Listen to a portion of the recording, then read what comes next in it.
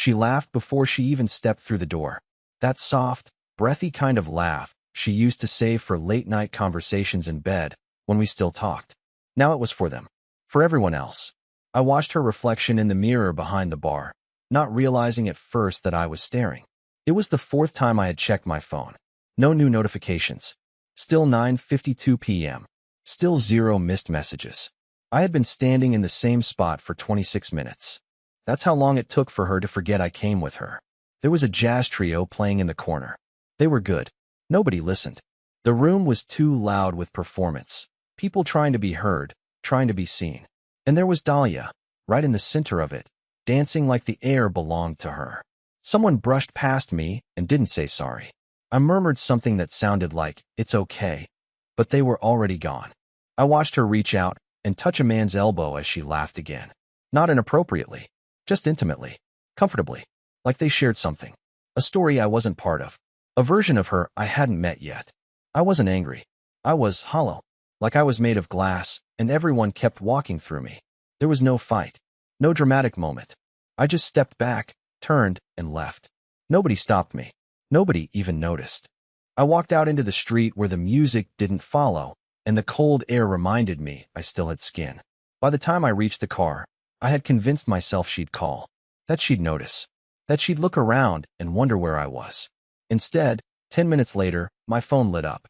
No missed call, just a message. Come. Lowercase. No punctuation. No explanation. Just that. I didn't answer it right away. I sat in the front seat of our car, her perfume still faint on the passenger side, like she'd left a shadow behind, and just stared at that word on the screen. Come. It didn't even have a capital letter. Like I was a dog being summoned, not a husband who vanished from a party she insisted I attend. I imagined her looking around the room, realizing I'd gone. I imagined her brushing her hair behind her ear, subtly scanning the faces, sipping her drink slower as the absence hit her. But another part of me, the quieter part one never let speak too loudly, whispered something darker. She knew I left. She just didn't care. She only texted when it would have looked bad for her if someone asked, "Hey, where's your husband?" That's what it felt like. That word, come, wasn't a request. It was damage control. I locked the screen and dropped the phone on the passenger seat, face down like it had insulted me. I told myself I wouldn't go back. I told myself this was a line. A small one, maybe, but a line. I deserved to be wanted, not noticed too late. But the longer I sat in the silence, the more I started arguing with myself. Maybe she was just busy. Maybe it's not that deep. Maybe I'm too sensitive. I should be proud of her. She's allowed to have friends. She's allowed to have a life outside me. She told me it was important. Maybe I embarrassed her by leaving. Maybe she's panicking now, looking for me, worried. What kind of husband just disappears? What if something happened? What if that one word, come, isn't cold, but desperate? I cracked. I always do. I picked up the phone, unlocked it, reread the text like it would change, and typed, "Where are you?" I watched the typing dots appear almost immediately. Then they vanished. Then silence. I was still staring at the screen when I heard a tap on the car window. I nearly jumped out of my skin. It was her. Still wearing that wine-colored dress. Still laughing. Still glowing. And holding someone else's jacket. She wasn't alone. And she didn't look surprised to see me. She didn't knock. She just opened the door and slid into the passenger seat like this was normal. Like I hadn't walked out of the party 30 minutes ago without a word. Like she wasn't standing in the cold with some stranger's jacket draped over her arm while I sat here unraveling. I tried to speak, but nothing came out. She smelled like spiced rum and citrus, cocktail perfume, I guess. The kind that doesn't come from home. Her cheeks were flushed, her hair slightly messier than it had been when we arrived. I watched her adjust her dress at the hem, tugging it back into place without even looking at me. "This yours?" she asked, holding up the jacket. I shook my head. "Nope." She stared at it, then muttered, "Oh," like it didn't matter either way. She tossed it into the back seat. No explanation. No apology. No, "Hey, why did you leave?" She just reached for the heater dial and cranked it up like she owned every inch of the silence between us. I waited. I needed her to say something. To ask. To care. But she just sat there warming her hands and scrolling through her phone like she was in an Uber. "Why did you text me?" I finally asked, and my voice sounded smaller than I meant it to. She didn't look up. "Because you left." You noticed? Of course I noticed, Ellis. There was no warmth in her tone. Just that clipped cadence she used when I asked too many questions. I nodded like I understood, but I didn't. I was just standing there, I said quietly. For almost half an hour. You didn't even glance at me. She shrugged. It was my night. Everyone was congratulating me. You knew what this was. I wanted to ask what exactly she thought it was. A performance? A job interview? A test to see how invisible I could become before she reacted? Instead, I said the dumbest thing imaginable. Whose jacket is that? She paused. Just for a second. Just enough. I don't know. Someone handed it to me when I went out to look for you. Another lie, maybe. Or maybe I've just forgotten how to believe her. The silence stretched again. The only sound was the low hum of the heater and the distant nightlife bleeding through the windshield. Let's just go home, she said flatly, buckling her seatbelt like we were done here. Like this moment was small. Like I hadn't spent the past hour trying to remember what it felt like to matter. I didn't drive. I sat there, hands on the wheel, and stared out into the night. She didn't speak again. She didn't ask if I was okay. And I couldn't stop staring at the jacket in the back seat. The one that didn't belong to me. I drove in silence. The kind that doesn't just fill the air, it presses against your ribs. Dahlia didn't speak. She didn't even look up from her phone. I watched the blue glow of the screen flicker against her face in my peripheral vision, and each flash felt like a spotlight on everything we no longer were. She was texting someone. I knew it. The soft little taps of her thumbs were too quick to be idle. Too purposeful. I wanted to ask who it was, but I already hated the version of myself who would ask that. I didn't want to be that husband, the one who sniffs around his own marriage for signs of decay. The pathetic, insecure one. The one who knows the answer before the question even leaves his mouth. When we got home, she walked in ahead of me and kicked off her heels by the door. Not tossed, not kicked, placed. Like she was settling back into something comfortable. Like nothing had happened. The moment her feet hit the hardwood floor, she let out a sigh of relief and disappeared into the bedroom. I followed slowly, but I didn't turn on any lights.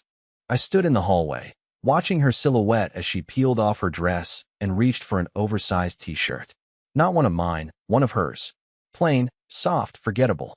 She didn't look at me. Not once. She slid under the covers like this was just another Friday night. And I stood there like a stranger in his own home, wondering how long it had been like this. How many nights she'd fallen asleep this easily, while I stayed up dissecting silences that she never noticed. I didn't crawl in beside her. I went to the kitchen. I made tea I didn't want. I sat in the dark and scrolled through photos of us on my phone like I was trying to convince myself we'd ever been in love. One picture stood out. A vacation shot from 3 years ago. Her laughing on a balcony, hair in her face, holding a cup of hotel coffee. I remembered how she used to send me photos like that in the middle of the day. Now, I couldn't remember the last time she'd taken a picture with me in it. I opened our text thread. Aside from tonight's one-word command, her last message was from 5 days ago. Buy oat milk. That was it. I stared at it for a long time, letting it echo inside me, and then I did something I wasn't proud of. I picked up her phone. It was charging on the nightstand. I told myself I wasn't going to look. I just wanted to check the time. I needed an excuse. Any excuse. But the screen lit up without a passcode. She'd left it unlocked, and I saw a name I didn't recognize. Milo. 3 new messages. All unread. I didn't open them. I didn't have to. The preview was enough. You looked amazing tonight. Did he buy the jacket story? Tell me when he's asleep. My hands went cold. My ears rang. And from the bedroom, I could hear her breathing, slow, steady, peaceful. Like she was safe. Like she was loved. Like she was still mine. I stood in the doorway for what felt like an hour, holding her phone like it was made of glass and venom. My thumb hovered above the screen, shaking. I didn't scroll. I didn't open the thread. I didn't need to. The damage had already been done, and somehow, without knowing all the details, I still knew everything. I returned her phone to the charger, carefully, like I was laying a snake back in its nest. Then I tiptoed backward, retracing my steps in reverse, as if walking the same path could undo the last 10 minutes. I moved like someone trying not to wake a sleeping beast, but it wasn't fear that guided me. It was grief.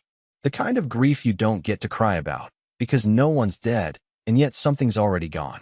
I brushed my teeth without turning the light on. I didn't want to see myself. I didn't want to see the face of a man who always knew but never did anything. The kind of man who kept setting the table even when his dinner companion had stopped showing up.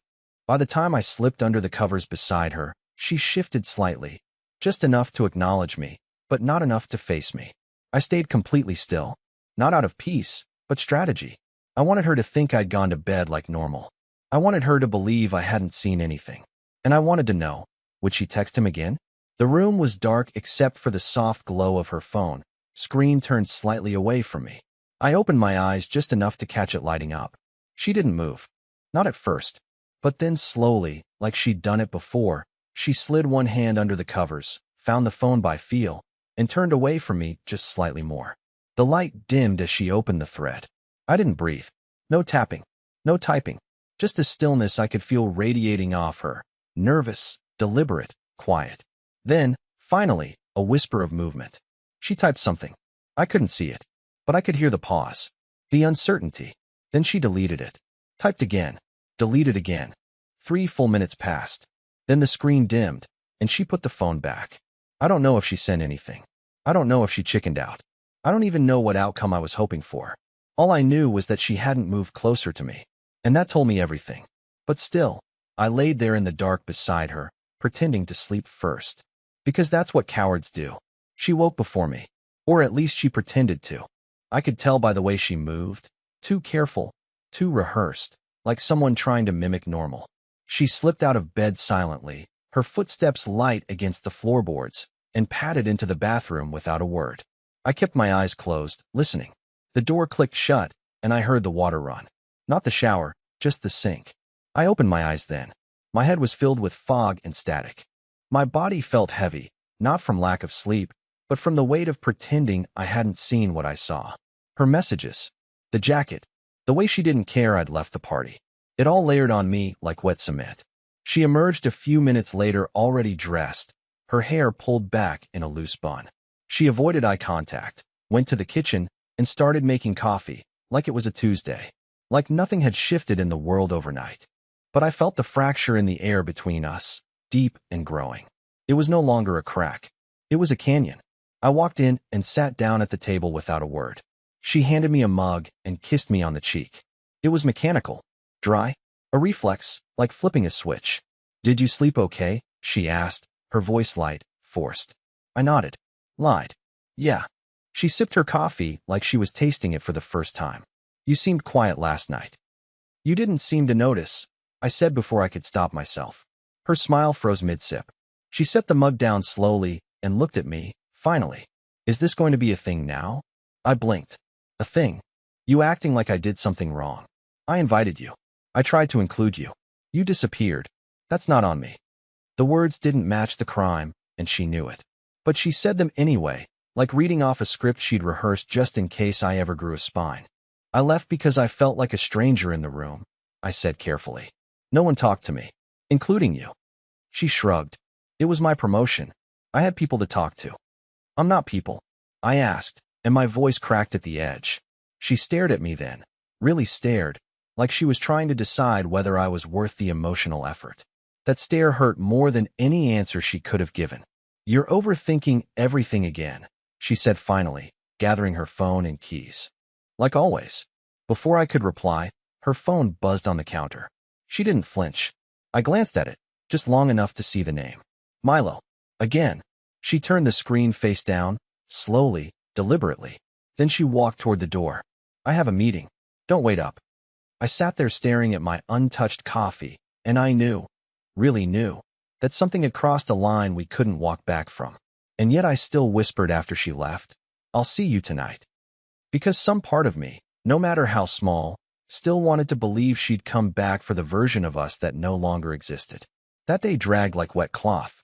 I didn't go to work. I didn't even tell them I wasn't coming in. I just sat in the living room, the curtains drawn halfway like I couldn't decide if I wanted to see the world or hide from it. Every little sound in the apartment felt like her ghost. Her chair shifting, her footsteps, her laugh echoing faintly from memory, rewinding and looping like a tape I didn't know how to stop. I opened our wedding album. I know, pathetic, but it was there, wedged behind a stack of unread mail, and I needed to hold something that made sense. She looked happy in those photos. Or maybe I only saw what I wanted. There was one picture. She was mid-laugh, head tilted back, holding my hand like she meant it. I stared at that picture so long I forgot to blink. Around 4 p.m., I got the stupidest idea I've ever had. I wanted to talk to her. Not fight. Not accuse. Just talk. I wanted to ask if she still loved me, and I wanted to believe her if she said yes. So I drove to her office. I didn't even know if she'd be there. I'd never visited before. I only knew the address from the company mailer stuck to our fridge. It was a modern building, glass, silver, generic smiles in the lobby posters. I sat in the car across the street for 20 minutes, debating if I'd lost my mind. Then I saw her, walking out. Not alone. Milo. I didn't need a name tag. I didn't need confirmation. I recognized his face from the party. That tailored navy suit, the easy grin, the way his eyes crinkled when he leaned toward her like they shared some secret the rest of us weren't allowed to hear. She touched his arm. Again, just like at the party. Like it meant nothing. Like it meant everything. They walked to the parking garage beneath the building. I should have left right then. Driven away, cut the cord clean, spared myself the final nail. But I didn't. I parked. I followed. I took the stairs 2 at a time, staying just far enough behind to hear their footsteps, but not close enough to be seen. My heart pounded so hard I could barely hear anything else. But then, near the 3rd level down, I heard her voice. And I stopped breathing. He's suspicious, she said. Milo laughed quietly. That was always the risk. He saw the jacket, she added. I lied. I said someone handed it to me. A long pause. Then Milo said, You're not going to back out now, are you? No, she whispered. I just need to do it carefully. Another pause. Then, clearer this time. Too clear, he said. Make sure he doesn't see it coming. If he thinks you're still trying, he'll stay soft. She didn't answer, and I didn't move. I stood there, frozen behind a concrete pillar, hearing my marriage end in real time. Not with screaming or betrayal or cheating in the way people expect, but with the soft precision of a planned exit. A manipulation. A script. I waited until they drove off together. I didn't try to follow. I just sat down on the dirty stairwell, put my head in my hands, and laughed. Not because it was funny, but because for the first time, I saw myself the way she probably saw me. Predictable, forgiving, and completely blind. That night, I didn't wait up. I didn't pace the floor like some wounded husband desperate for answers that would never come. I didn't sit with the lights off, waiting to confront her like I used to imagine in every fantasy where I finally caught her. No, that version of me, the quiet, overthinking shadow of a man, he didn't live here anymore. Instead, I packed. Not in rage, not in haste. I moved slowly, deliberately, folding my clothes the way my mother taught me. I took only what was mine. I didn't slam drawers. I didn't touch her side of the closet. I even watered the plant on the windowsill before I left. It was dying anyway, but I figured I owed it that much. We'd both been living in the same silence. I left the house key in the bowl by the door. And a note. Nothing dramatic. Just a sentence.